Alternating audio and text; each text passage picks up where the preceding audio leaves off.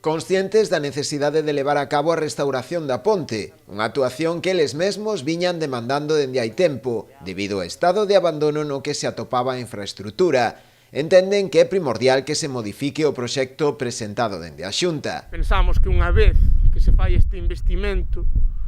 o mellor é realizalo con todas as da lei, repoñendo o histórico peitoril de pedra que sempre estivo ali, e non unha varanda de ferro que aos feitos nos remitimos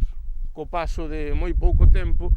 vai a terminar esgotándose, haberá que cambiala outra vez e ademais, bueno, pois co escaso valor patrimonial que ten esta reposición. Tamén, por outra parte, lamentar o uso partidista que fixo a Xunta de Galicia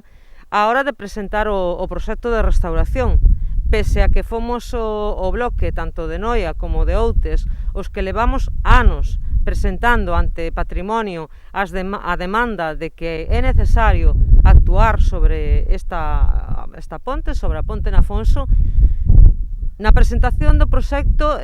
non tiveron a ben invitar máis que os portavoces do PP, de Outes e de Noia. O resto das forzas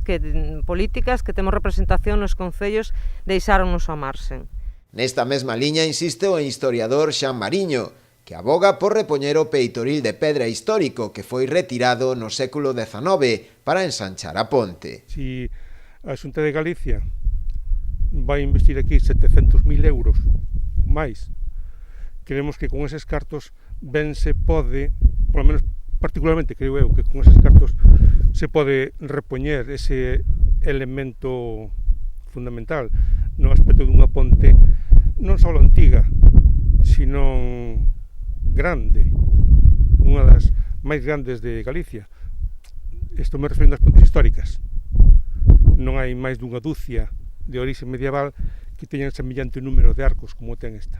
Dende o BNG pídese tamén que a Administración Autonómica, xunto cos executivos que comparten esta ponte, tanto de Noia como de Outes, leven a cabo unha reforma integral deste espazo, incluindo o arranxo das estradas que conectan a ponte coa C550.